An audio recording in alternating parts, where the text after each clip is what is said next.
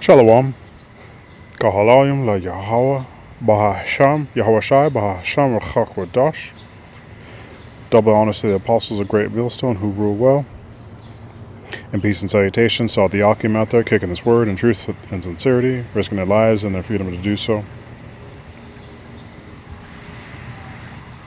So I had recently started a series called The Body is the Temple. And after sitting and meditating on it for a bit, the Spirit came on me to really expand upon it, to share as much as my gifts as possible. Now that the Lord has blessed me with the gift of having a passion for herbs, understanding the herbs, medicine, that's herbal medicine, diet, but also this connection to nature and the wilderness itself, which is, where these herbs come from and where our food comes from.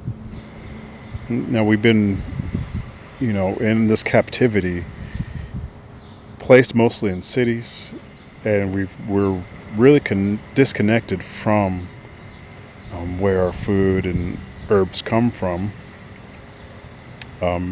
because there is no place of wilderness for a lot of us to go out and to really see and to connect and to be able to develop, grow our own foods, raise our own livestock, which goes back to the origin, to the beginning, to the Garden of Eden, which is what I'm going to call this series. Adam was put in the garden by the Most High, by the Almighty. He wasn't put in a city initially. He wasn't put in a house. The Lord didn't give him a building, 4 walls to start off in. He put him directly in a garden, directly connected to nature, and gave him the task of naming all the plants and animals.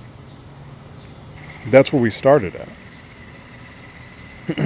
So it's our heritage, in a way, to be connected to nature, to be connected to the wilderness. And you can go and read many different themes in the scriptures about the wilderness, of how it's a place of refuge.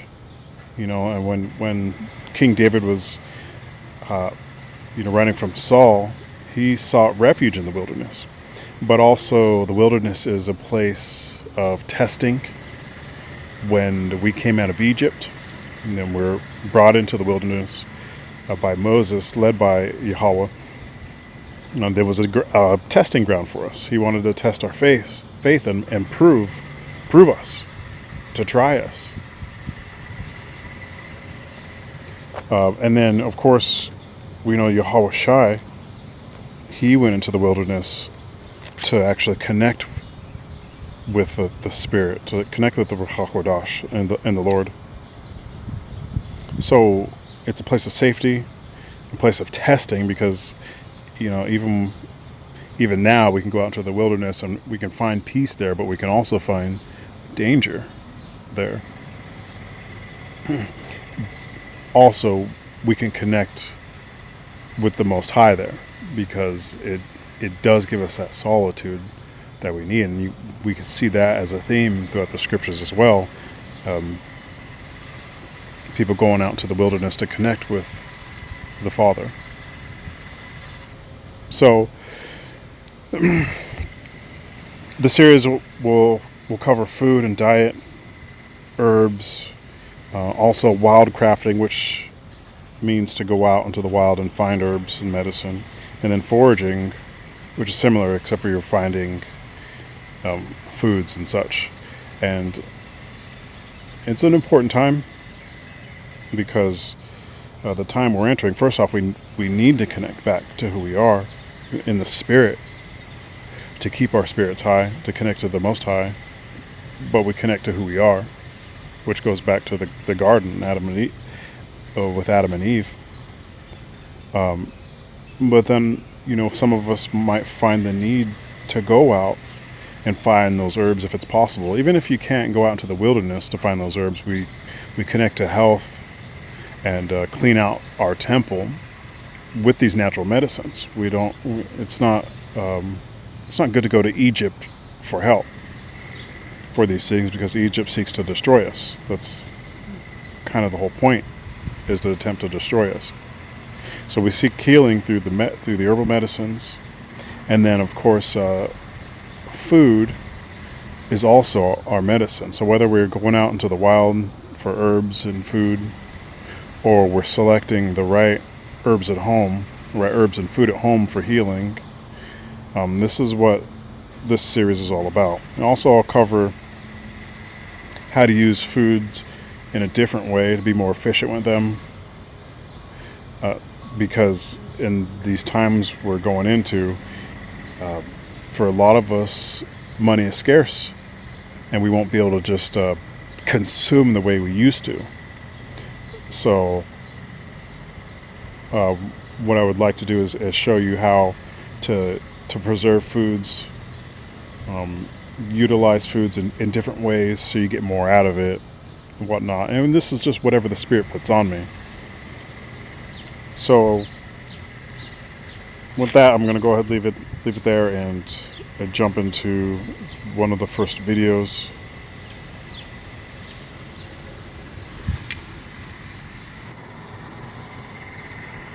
Isaiah 5:8. Woe unto them that join house to house, that lay field to field, till there be no place, that they may be placed alone in the midst of the earth. And this captivity we find ourselves in, that's one of the big stumbling blocks to being able to connect to the Spirit. I mean, we've been given these scriptures, of course, and the Spirit comes to us, to awaken us in this truth. But it wasn't intentional with these globalists, these masterminds, this Esau, if you will. It wasn't a coincidence that they took away from us a lot of wild spaces and placed us in cities.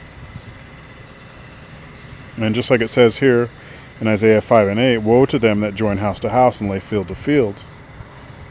And it's basically saying that, if you lay your house to house and field to field, then there is no wilderness. There is no place for you to go and be alone. And for a lot of us trapped in these cities, this is a major curse on us.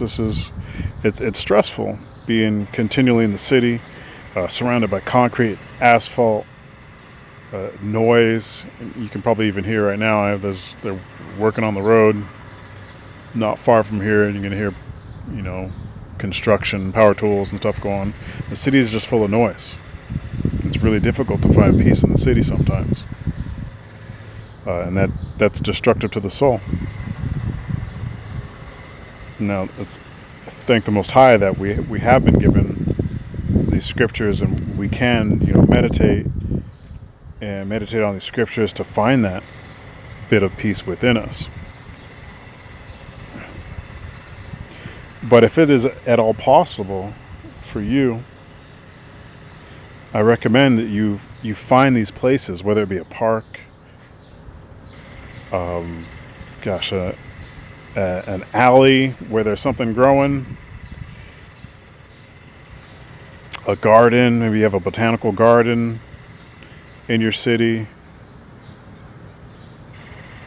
any place where you can go and connect to that wilderness, connect to the Spirit, because like I said, it's difficult. It's a challenge to do so in the city. So what I like to do is, I'll read the scriptures, and I'll pray, and then find some place.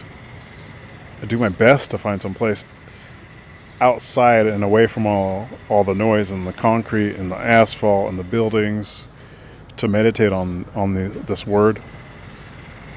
But also while I'm out there, I really like to connect to the plants and to nature itself. Because this is what Adam was doing in the first place. He was in the garden and naming the plants and the animals and being connected to it all, connected to the spirit.